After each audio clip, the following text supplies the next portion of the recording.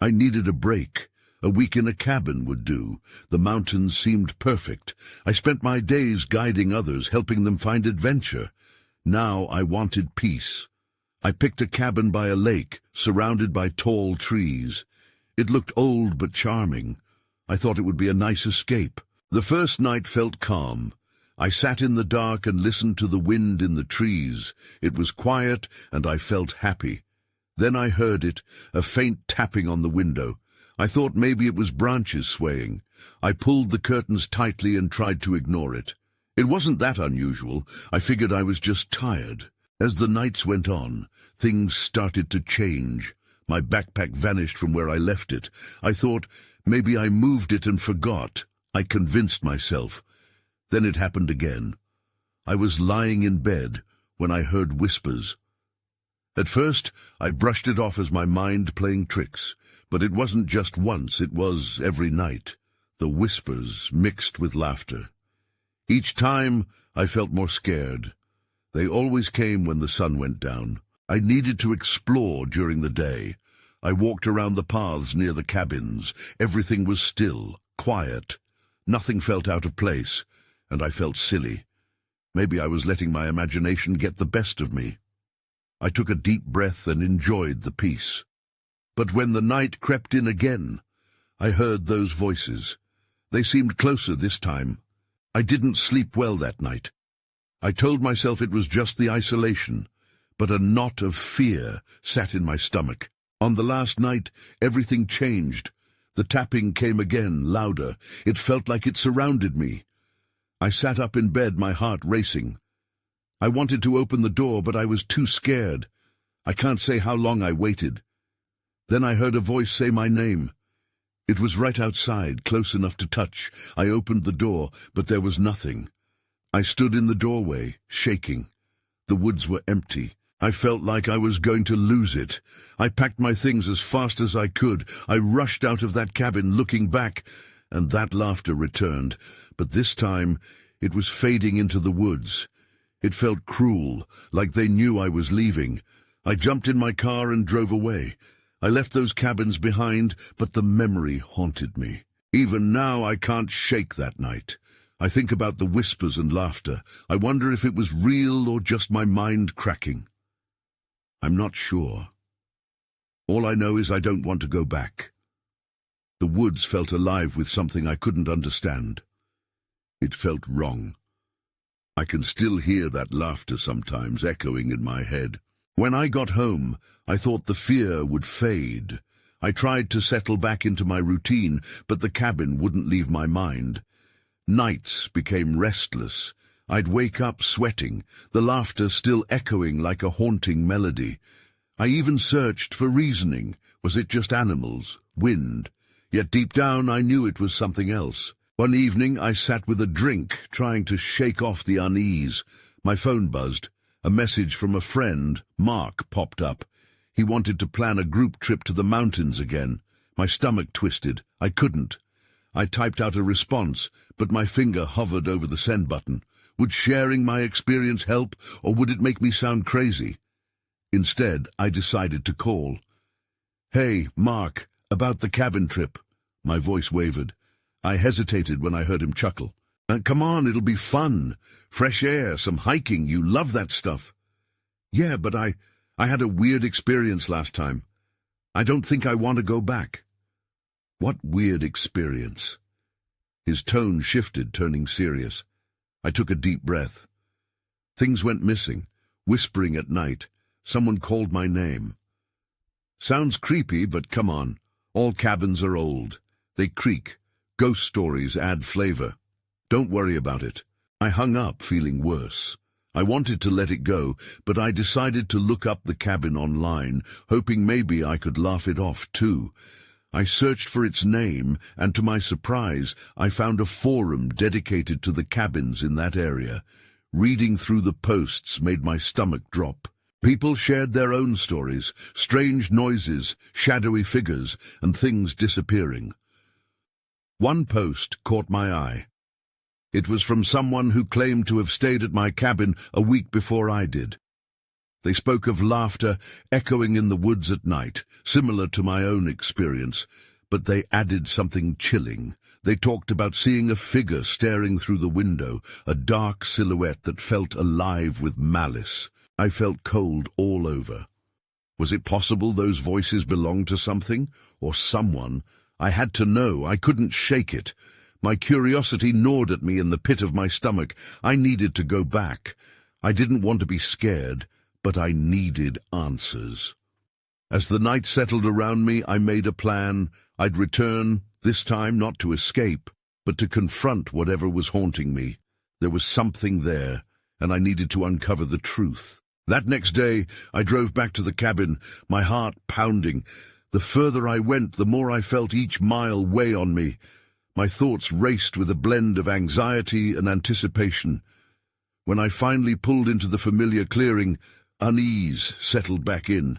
But I couldn't turn back now. I stepped out of the car, took a deep breath, and walked toward the cabin. That's when I saw it, something moving in the shadows, darting behind the trees. My heart stopped. I wasn't alone. I stood frozen, staring into the dark thicket. My instincts screamed at me to go back, to jump in my car and speed away, but my feet felt like they were glued to the ground. I took a cautious step forward, my breath shallow. Whatever I had seen had vanished, swallowed by the trees. I strained my ears, hoping to catch any hint of movement. Nothing, just the quiet rustling of leaves and the whisper of the wind. I felt an overwhelming urge to call out, to prove I was brave enough to challenge whatever lurked in the woods. "Hello?" My voice trembled as it broke the silence. No response. No. Taking a deep breath, I steeled myself and headed toward the cabin. With each creak of the wooden steps, I recalled the last time I had been here. The unease flooded back, but I couldn't let fear consume me now. I paused outside the door, my gaze scanning the empty surroundings. Everything looked the same, but felt different, charged somehow. I stepped inside and flicked on the light, the harsh glow illuminating the familiar space, the same dusty couch and the kitchen table filled with trivial things, a half-empty box of matches, a rusted knife. As I surveyed the room, I noticed there was something off. A window stood open, swinging slightly. I was certain I had closed it before. My heart raced as I walked over to inspect it. Peering outside, I tried to shake off the chill crawling up my spine. That's when I spotted something on the ground, a small object half buried in the dirt. Curious, I knelt to uncover it. A locket. It was tarnished, but still intact. I flipped it open, my stomach plummeting as I recognized the faces inside. 2 children smiled back at me from a faded photograph, but there was something unsettling about their expressions, too wide, too knowing. I quickly shut the locket and stood, trying to quell the rising tension. My thoughts raced. Who did it belong to? Had someone else been here? Suddenly, a loud bang echoed from behind me. I whipped around, my heart racing. The front door slammed shut. I never imagined it could be the wind. I bolted to the door, yanked it open, and stepped back outside.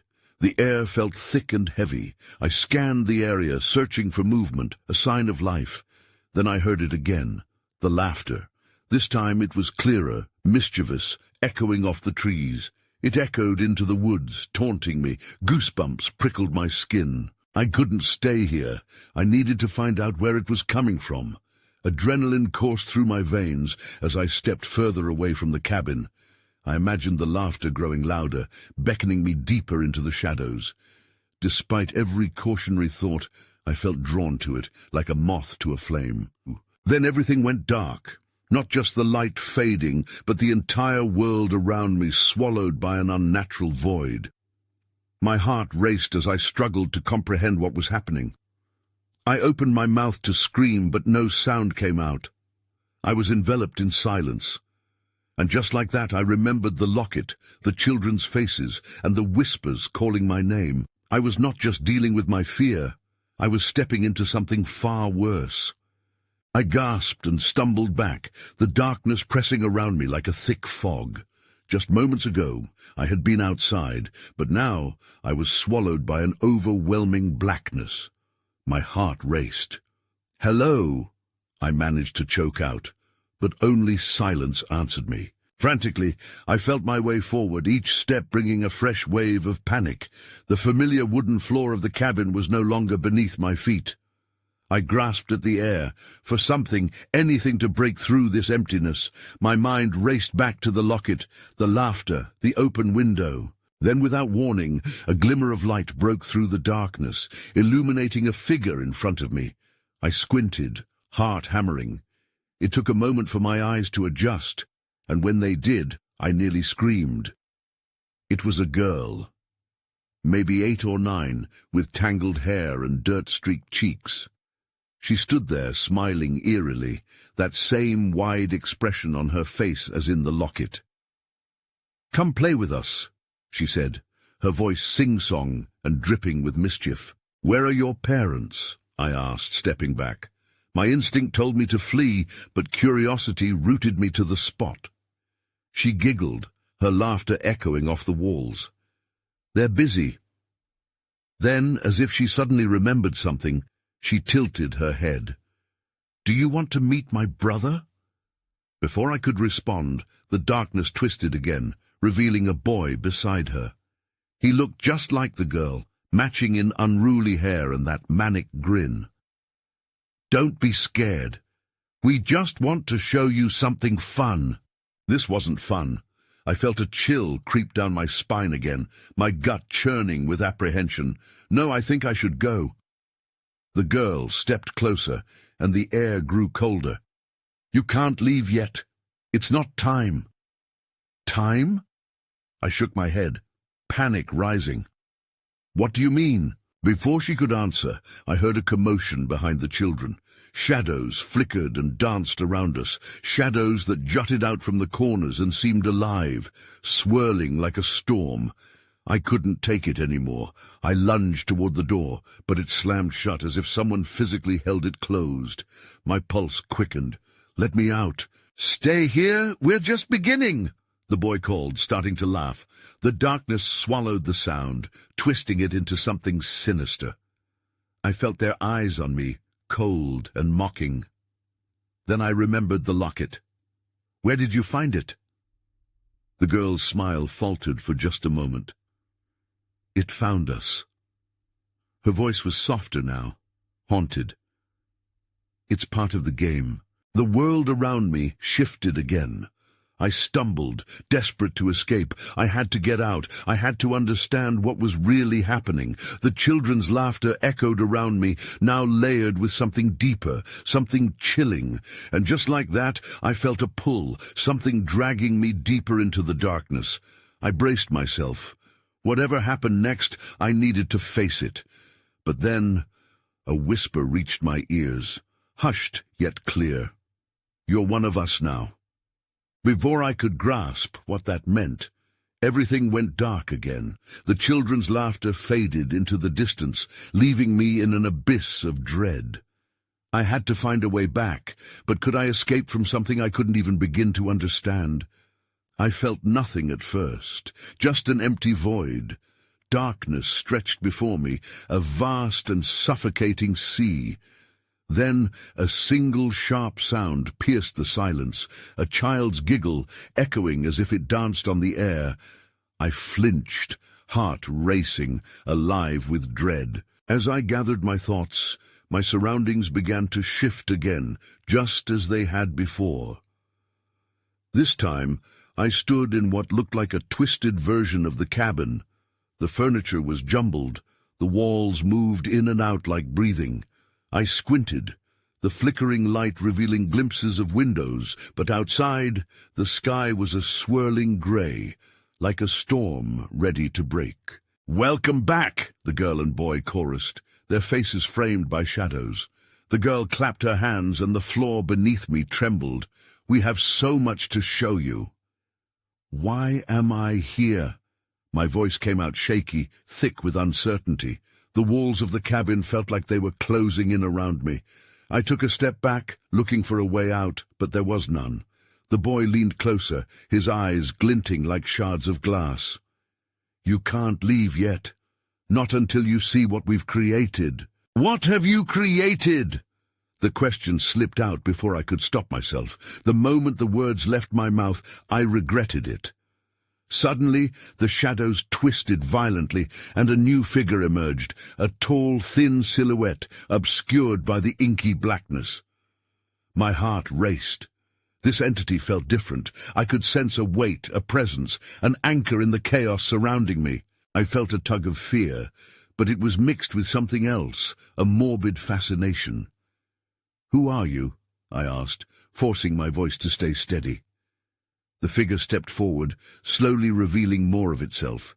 Its features were strangely warped, like it was made up of different faces overlapping each other. "I am the Keeper," it rasped, voice layered and echoing.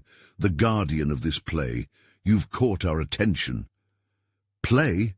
This isn't a game," I shot back, fear flashing through me. "Let me go."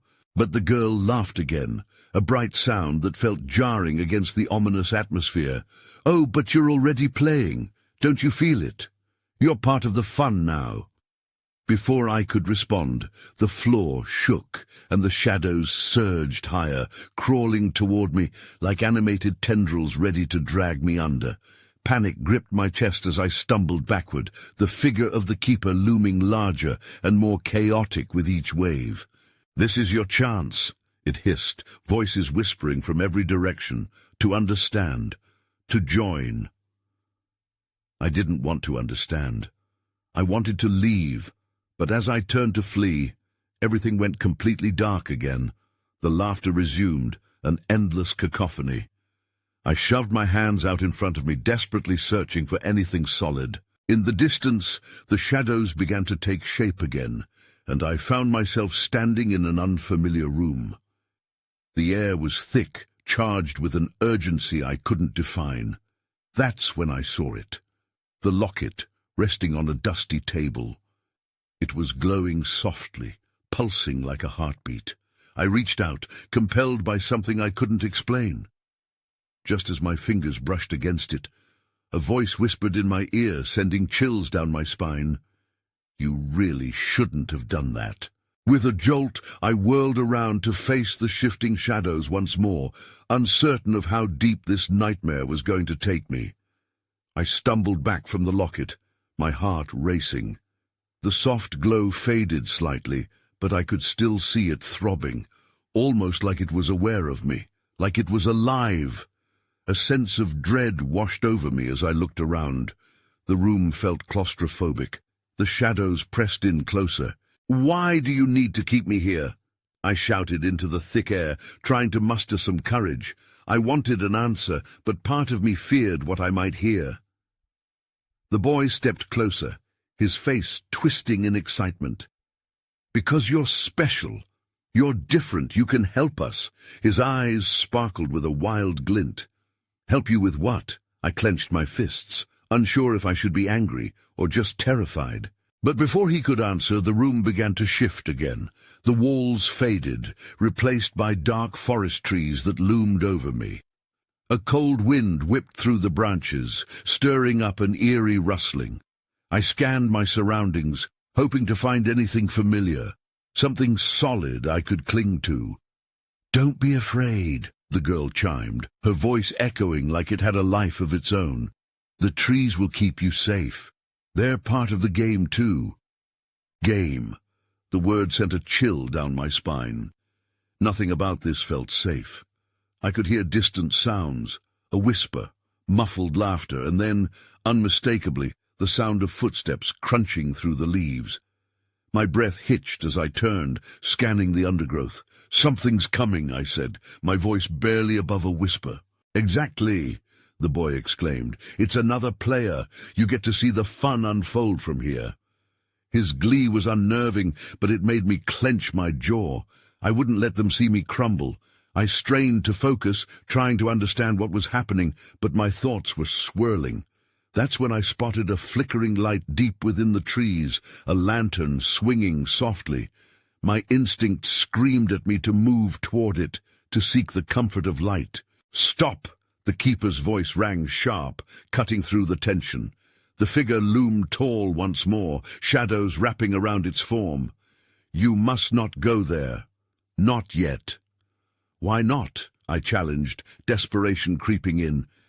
"Because that's where the truth lies. And truth can be dangerous," the keeper warned, its many faces twisting in uncertainty or fear. "You may uncover things not meant for you." I hesitated, tension pulling at my limbs. Should I push through or stay where I was? The sound of footsteps grew closer, and I felt the urgency shifting again. The air felt electric, charged with anticipation. Then the light flickered once more, and a figure emerged from the shadows. It was a person, their features obscured, but I could see they were looking directly at me. My heart raced, unsure if this was friend or foe. I took a step back. "Who are you?" "Someone who can help if you're willing to listen," the figure said, voice smooth but edged with caution. "But you must decide quickly. They are watching." My mind raced. Should I trust this new player? A crack of thunder echoed through the trees, and raindrops started to fall, each drop heavy with dread. I knew I was standing on a precipice, and the choice I made next would plunge me deeper into this nightmare. I hesitated, caught between the flickering light and the shadows pressing in around me. "What do you mean they're watching?" I asked, trying to keep my voice steady. The figure moved closer, their face still hidden in the dim light. "You have to trust me," they insisted. "This place, it's alive, it senses fear. If you show any weakness, it will take advantage of you." Just as I was about to respond, a howl echoed through the trees, raw and chilling. It sent a shiver down my spine. I blinked, but my surroundings didn't change. The tall trees still towered over me, their branches swaying ominously. "What was that?" I asked, panic creeping into my voice. "Not what, who?" the figure replied, glancing over their shoulder as if expecting something to appear.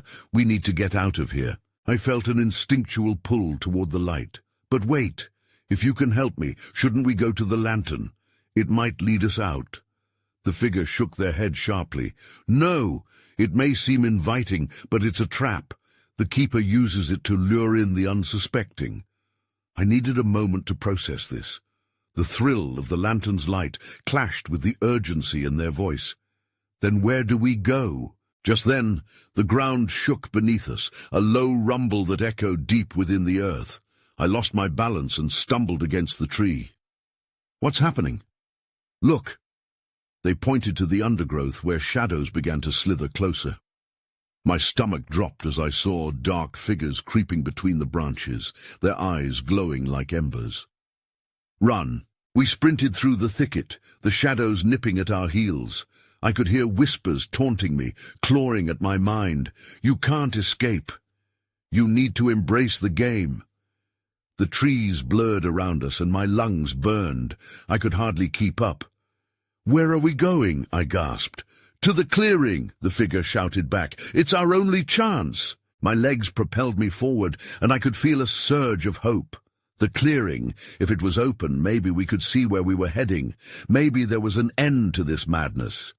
Suddenly, we broke through the trees, and I stumbled into a wide expanse. The moonlight poured down, illuminating the twisted shapes of long-abandoned cabins scattered like bones across the landscape. "Stay close," the figure hissed, stepping in front of me like a shield. As I looked around, I spotted a wooden ramp that led to one of the cabins. "What's in there?" "That's our only chance to hide," they replied cautiously, glancing behind us. The creatures were still pursuing us, their movements swift and unfaltering. I dashed toward the cabin, heart thumping. Just before I reached the door, I paused. Something flickered just inside the window, reflecting the moonlight eerily. "That's when I saw it," I whispered, dread pooling deep in my stomach. "There's something in there." "We have to go now," the figure urged, fear etched on their unseen face. But as I stood frozen, the whispers grew louder, and I realized this was no ordinary game. This was a fight for my very soul. My heart raced as the whispers intensified, wrapping around me like a tight band. I couldn't pull my gaze from the cabin's window. A shadow loomed inside, shifting just out of sight. "Please, we need to go." The figure's urgency cut through the haze of fear. I took a deep breath, scanning the clearing. The shadows were creeping closer, their glowing eyes hungry. "Fine," I said, shaking off the dread. I ran up the ramp, the old wood creaking beneath my weight. I pushed the door open, the hinges groaning in protest. Inside, darkness enveloped us. The air was stale, smelling of decay. My eyes struggled to adjust, but I could make out shapes: a table, some broken chairs, and bottles strewn across the floor. "Where do we hide?" I whispered, trying to keep my voice steady. "Anywhere but in plain sight," the figure urged, waving me towards a small closet in the corner. I hesitated, peering into the shadows. Something in there felt wrong, a wrongness that pricked at my instincts. "Now!" they hissed, and I ducked into the closet, pressing myself into the back corner. The figure crouched near the door, barely visible. I held my breath, praying the shadows wouldn't find us. Outside, the whispers grew agitated, echoing through the cabin. "They're too close," I murmured, panic clawing at my chest. "Just stay quiet," the figure whispered back, their voice a strained whisper. "We have to let them pass." I could hear them now, the creatures prowling outside, their claws scraping against the wood. The rhythmic tapping sent shivers down my spine. One stopped directly in front of our hiding place. My heart hammered against my rib cage, and I fought the urge to scream. "Open the door," a voice demanded, a sickening blend of smooth and guttural. "We know you're in there." My breath caught in my throat. They knew we were here. I shot a glance at the figure, anxiety pooling in my stomach. "I can't let them take you," they whispered fiercely, their eyes darting to where the door creaked in response to the creature's demands. I couldn't process it. "What do you mean?" I mouthed, fear spilling over into dread. "Just trust me. Whatever happens, don't make a sound," they said, their tone resolute but edged with fear. The voice outside grew impatient. "You think you can hide? You're part of the game now. Your only escape is to submit." The shadow at the door faded momentarily, and I pressed back harder into the closet, as if it could swallow me whole. The figure beside me twitched, ready to spring into action. Then suddenly everything went dark. The lantern outside flickered, casting eerie shadows that danced across the walls. "What the—" I started to say, but the figure shushed me again. The darkness seemed alive, pressing in from all sides. I could sense movement around us. I was terrified to breathe. "Listen," my companion said softly.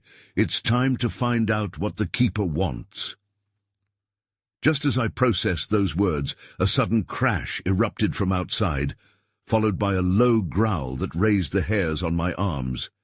"Stay here," they ordered, slipping out of the closet. "Wait, don't leave me."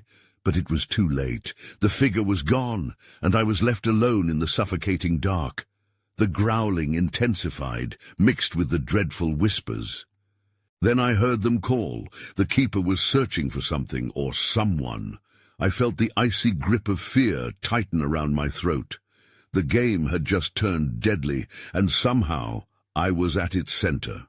The silence swallowed me whole after the figure disappeared. I clutched my knees to my chest, trying to quiet my breathing. The growls outside were deep and rumbling, like thunder echoing through an empty valley. I wanted to scream, to cry out for the figure to come back, but I remembered their words. "Don't make a sound." Suddenly a sharp thud made my heart skip. Something had slammed against the cabin's side, rattling the walls. I flinched, bracing myself for whatever was coming next. The whispers outside transformed into frantic chattering, a disharmony of voices hungry for something or someone. A metallic clang sounded nearby, followed by the scrape of claws against wood. I felt cold sweat trickle down my back. "Please, just go away," I thought, willing the shadows to pass. After what felt like an eternity, the growls faded momentarily, replaced by an eerie quiet. My mind raced. Where had the figure gone? What was happening outside? I pressed my ear against the closet door, straining to pick up any sound. Then I heard it, a low, deliberate voice. "We will find you. Surrender to the Keeper, and your suffering will cease." "Like, that's going to happen?" I muttered under my breath, heart pounding. I didn't want to submit. I wanted to escape. I needed to escape. I shifted slightly, cautiously peering through a crack in the door. My vision was limited in the darkness, but I could make out silhouettes moving around the cabin, their forms shrouded in shadow. Their eyes glowed faintly, mismatched and wild. A shadow turned toward the door, and I pulled back my head just in time, nearly gasping. "What do I do?" I whispered to myself, desperation clawing at my throat. Then the sound of scratching came again, louder this time.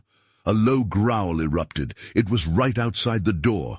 I froze, holding my breath. My thoughts raced. The figure had left me here. Why would they do that? What was their plan?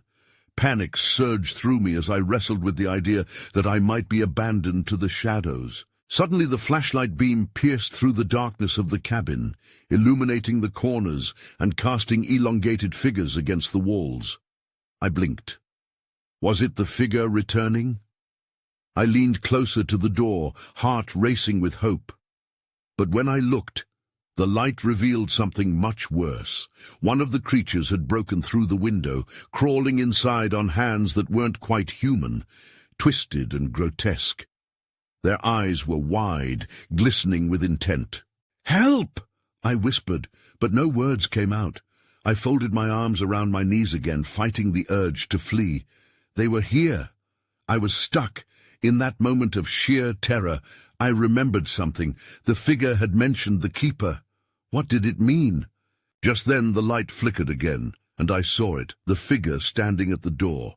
Relief washed over me at first, but as they stepped inside, something felt off. The way they held themselves, the glint of something sharp in their hand. It didn't seem right. "Out of the closet!" they commanded, their voice flat and empty. I blinked, confusion washing over me. "But now!" they said sharply, and I flinched at the urgency. I opened the closet door cautiously, stepping out into the cabin, my instincts screaming at me to run, but I was transfixed by what I saw next. The shadows outside had stopped slinking around, their attention locked on my companion. That's when I noticed them, the swirling shapes in the corners of the room, writhing with dark energy. They were watching. "What have you done?" I gasped, backing away. But the figure didn't answer. A low click echoed in the cabin, and darkness seemed to pulse, filling the space between us. I felt the weight of dread settle in my chest like a stone. Whatever was happening, the figure before me had transformed, shadows seeping into them like ink in water. All the fear I had felt before flared back to life, ignited by the realization that this was not the ally I thought they were. "Get back!" I shouted, adrenaline flooding my veins as I stumbled backwards. The figure, no, whatever had taken their place, regarded me with eyes that glowed like embers in the dark, devoid of any warmth. My heart thundered as I darted toward the door, but it was too late. In a heartbeat, shadows filled the cabin, blocking my path. A cacophony of whispers echoed around me, chanting my name in a mocking chorus. "You're one of us now. Just give in," they hissed, every syllable dripping with malice. Desperation clawed at me as I searched the room for another escape route. The windows were barred by heavy shadows, and the walls felt alive, closing in, constricting like a vice. I couldn't let them trap me again. The faces of the children flashed in my mind, their eerie smiles twisted and knowing. "Not again," I muttered. I remembered the locket in my pocket, its heavy weight grounding me in this storm of chaos. My mind raced. Could it hold the key to my freedom? I fished it out, feeling its cold metal against my palm, and opened it one more time. "Show me the truth," I whispered, clutching it tightly. In that instant, the shadows recoiled as if struck, and a blinding light erupted from the locket, filling the room with an ethereal glow. The whispers turned to howls, fury and anguish mixing in a desperate scream. I felt a surge of power course through me, my fear morphing into strength. "Stay back!" I shouted, raising the locket high as the light pulsed around me. The shadows trembled, dark fingers retreating from the onslaught, and the figure twisted in agony. I took a step forward, emboldened. "You want me to give in? Then show me what you truly are." As if in response, the shadows convulsed, and suddenly the room warped. The walls of the cabin dissolved into mist, revealing glimpses of a dark forest where countless lost souls loomed. Faces twisted in eternal torment, begging for release. Their sorrow flooded the air, a heavy and haunting blanket of despair. But within that darkness, I felt a stronger force alongside me, the memories of who I was, the embrace of light, and the love from friends and family waiting for me outside these woods. "I won't become one of you," I yelled, summoning the light of the locket once more. The figures froze, shadows and whispers faltering as they flinched from the painful brilliance. The figure transformed back into their true form, eyes wide with panic. "You can't do this. You don't belong here." The shadows writhed behind them, desperate to reclaim their lost power. With a fierce determination, I took a step forward and called upon the memories of joy, laughter, and warmth. "I choose the light." I held the locket aloft like a beacon, its glow intensifying as the folk of the dark blurred and shrieked. In one swift motion, I flung the locket toward the swirling shadows. It exploded in a burst of light, illuminating everything in the room before collapsing into a brilliant flash. For a fraction of a second, the air became electric, alive with energy. And then silence. I collapsed to the ground, breathless, the weight of all I had witnessed crashing down on me. It took a moment to gather my thoughts. As my vision cleared, I found myself sitting in the center of the clearing. The cabins were gone, the shadows dissipated. Above me, the moon hung high, casting its soft light over the remnants of fear. But relief didn't settle in. Something felt off. I stood slowly, scanning the surroundings. The woods felt empty, yet somehow layered, echoing with distant laughter that carried on the wind, as if the shadows still lingered just beyond my sight, waiting for their chance to ensnare another soul. As I made my way back towards my car, I thought about the figure, the keeper, the children. Did I truly escape, or had I just struck a temporary truce? I still didn't know if the darkness was something woven into the very fabric of the woods, or simply a part of me now. Driving away, I cast one last glance at the looming trees, my heart heavy with unanswered questions. I could still hear the faint echo of laughter in the distance, both a warning and a beckoning, and I couldn't shake the feeling that the woods were never truly done with me. I moved to a different city shortly after the experience, trying to leave those memories behind. Yet, in quiet moments, I still think about that cabin, about what I witnessed. I wonder if the shadowy figures still play their games, seeking new players. But mostly, I try not to think about it.